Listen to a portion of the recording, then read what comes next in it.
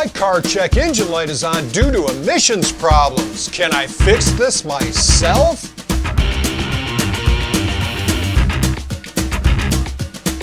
Hola! I'm Mike, the backyard mechanic. Car emissions? Screw this. There's a P0497 on the Honda Pilot, and there's a P0455 on the Toyota Tacoma. That's fun, but I'll talk about the Tacoma in the next video. The P0497 is a low purge flow in the evaporative emission system. There are other codes as well, P0441, 443, 455, and 456, or P145C, but these are basically symptoms of the main code. It's a Honda Pilot that has this code, but this video will work with most cars. I wanted to let the problem go, but Mrs. Backyard Mechanic kept complaining about my emissions. She's apparently a real environmentalist. At least I think she is. She says that my all-dairy diet is causing toxic gases. Factory farming, I guess? I'm working fine, thank you, Michael. What, Mitt? How did you get out of the garage? You really need better security on your Wi-Fi, Michael. Password? Really? Password is your password? Hey, what does MIT stand for? In the 80s show, KIT stood for Knight Industries 2000. You're close, Michael. It's Mustang Industries 3000. Oh, that's very different. 3000 because you're more advanced? No. I just like Andre 3000. Well, I'm glad you're working fine. Let's get this video started with how the EVAP system works.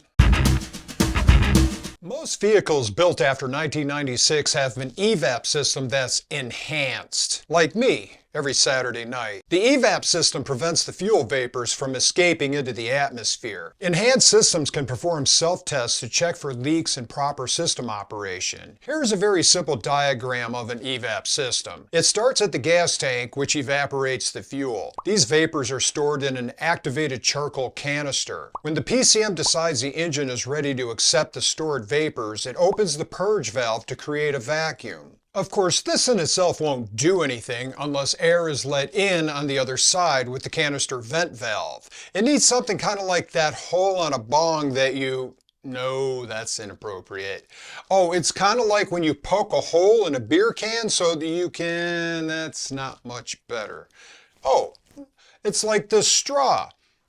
Okay, if you're thinking what I'm thinking, no. That's not what I'm thinking. Hey, Michael, I thought this show was kid-friendly. It is. I've got demons, okay?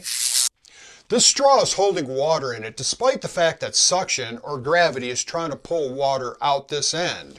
But if I lift my finger, that's the effect of opening the canister vent valve. With the canister valve open, the engine can now draw vapors through the purge valve from the charcoal canister. You might wonder, why not seal the gas tank so it doesn't evaporate? Well, the gas and the vapor expand and contract with changes in temperature. This could crack the tank. But also, when the fuel pump draws gasoline out, air must replace that volume. A sealed tank would create a vacuum that would stop flow to the engine. The EVAP system is pressure balancing, pollution controlling, and fuel recycling all in one.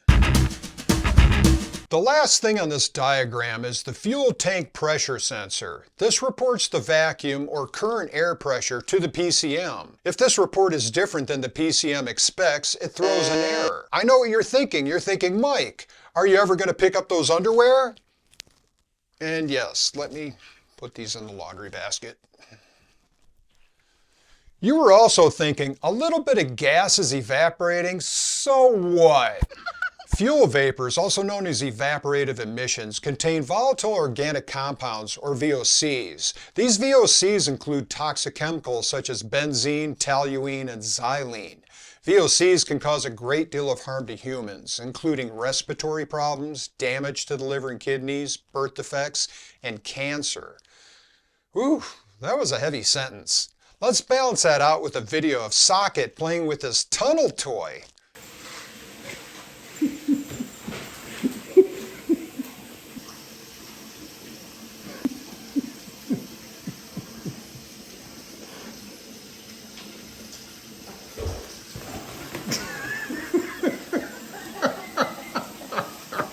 As for the environment, VOCs form ground-level ozone, which leads to photochemical smog. It can also increase plant disease and decrease crop yields. Aquatic wildlife exposed to benzene can become sick and have fertility problems. For those of you too young to remember, here are some pictures of Los Angeles in the 70s when it had blinding smog. This was particularly acute in LA because the mountains kept the smog from dissipating to other parts of the state. This is why California tends to lead the country in environmental protection. Okay, your reward for sitting through all the environmental stuff is looking at a sleepy socket getting his belly rubbed. Hey, it's not just about the environment because yes, one car evaporating a little bit of gas is not a big deal. But when you lose fuel vapors into the air, you're losing gas mileage, and that costs you money. And that check engine light is damn annoying, and it itches. So how do we find the problem? The first part of the diagnosis is the gas cap. If the rubber seal gets old and cracked, or if the cap doesn't tighten correctly and the seal gets squished, like socket trying to steal treats out of the pantry, vapors can escape. The way to test the gas cap is to wrap the bottom in a couple of layers of plastic and screw it back in. This will help seal it. Drive the car for a week, and if the check engine light goes out, that was the problem. The pilot dash light came back on, as was expected, because the P0497 low purge flow code means the vapors are being captured correctly, but they're not being sucked into the engine. In other words, the gas cap does not cause this code. The second diagnosis is a cracked or loose hose. It can be hard to trace the hose through the engine compartment, under the chassis, and up over the gas tank. This is best done with a smoke machine. No, not the smoke machine you got for your heavy metal band that costs more than your guitar. A smoke machine leak detector for mechanics. This is a pretty good one, and it's on sale now. Link in the description. You just insert the end into the hose and look for smoke coming from where it shouldn't. I don't currently own a smoke machine, but I had the system tested by my mechanic. He didn't find any leaks, and there was nothing he could find to fix, so he didn't charge me. Since the smoke test says the hoses are good, that narrows the problem down to the canister vent valve and the purge valve. The next test is the purge valve. The way to test a purge valve is with a paper towel. Howdy's the quicker picker-upper. Nancy Walker nostalgia aside, we're using a paper towel to detect a vacuum. Michael, how old are you? Nobody's going to get your Nancy Walker reference. Disconnect the vacuum hose on the inlet side. This is the side that leads to the gas tank. With the engine cold, start it up and hold a small piece of paper towel near the hose. There should not be any suction. Wait for the engine to warm up and test again. The purge valve will pulse a vacuum, pulling the paper towel and releasing it. I never tested the canister vent valve since it was not the problem on the Pilot. The test is straightforward, although not that easy since you have to first remove it, and the valve is under the car, over the spare tire, near the gas tank, mounted on or by the EVAP canister. With the valve removed, use an ohm meter to test the connectors. The reading should be between 20 and 30 ohms. If it is outside of this range, the solenoid winding is damaged. Next test is to apply 12 volts to the connector. You should hear a click as the solenoid activates.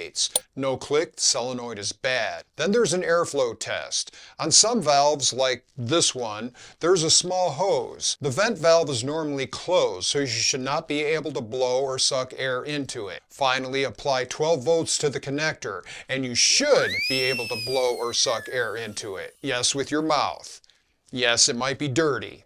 Yes, it's gross. I suggest germaphobes should hire an assistant. I'll be your assistant, Michael. I don't know what that means, and I don't think I want to know. Likewise, I did not test the EVAP canister on the Pilot, but here's the process I used on the Tacoma. Signs it is bad are when filling the gas tank, the gas nozzle keeps clicking off, or there's a fuel smell near the rear of the vehicle. You have to take the canister out to test it. Look for any visual signs of failure like cracks. Shake it. If there's any rattling of the charcoal pellets, it's likely failed. Air should easily flow through it, and it should hold a vacuum. To test this, you need a hand pump, like this one, and maybe a piece of hose and some adapters to connect it to the canister.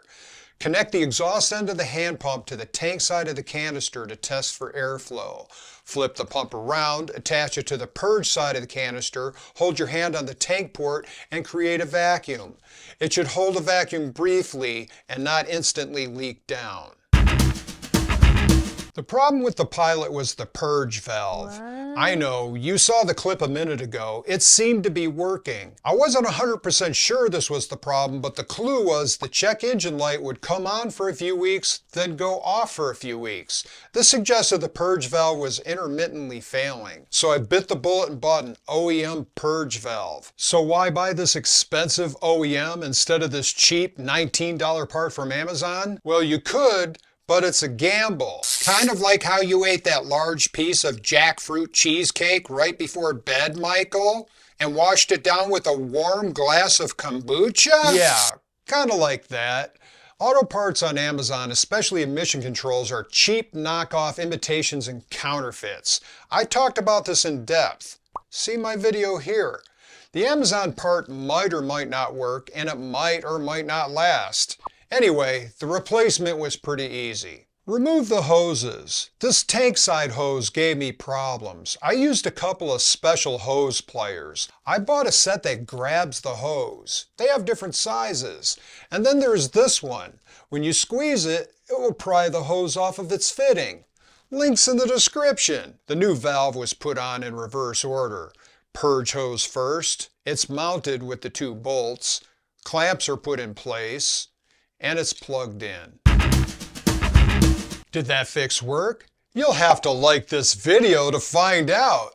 If you don't like the video, it just stops and you'll never know. How would you live with yourself? I couldn't just walk away. I'd have to know. I'd click the like button. Also, do all this other stuff. You're sounding desperate, Michael. Why don't you leave your audience alone? What? The Patreon is free. Link in the description. If you really want to make your viewers happy, tell them to click the mute button. No, don't do that. I used my OBD2 scanner to clear the codes and then drove the Pilot around for a few days. You don't have to clear the codes. It might even be better to leave them on. If the fix worked, the check engine light will go out. Before the PCM can verify the fix, it needs to run a series of tests, which includes 3 cold starts and a certain amount of driving at different speeds. You can speed the process up a little bit. Let the car cool down for 8 hours, start it up without using the gas, and then slowly drive it through your neighborhood at 25 miles an hour for a few minutes. Then find a highway, drive 45 miles per hour for 3 miles and 55 miles per hour for 3 more miles. On the 3rd day I ran the scanner and no codes. The fix was a success. Michael, you're a genius. Oh, well, thanks, but I was just following a process. Did I say genius? I meant egregious. I don't think that was really necessary. Links for all the tools I used are in the description. I tried to get Socket to help me work on the Pilot, but he's not very good with tools. The training started simple. A pair of scissors should be safe. Hey, he's getting it. Now I'll start training him on using the OBD2 scanner. Oh, I have a fan online. Hey fan, did you like the video? I used my OBD2 scanner on your video. There were no codes. No humor either. Thanks, fan. We'll continue with the EVAP emissions diagnostics next time with the Tacoma. When is next time?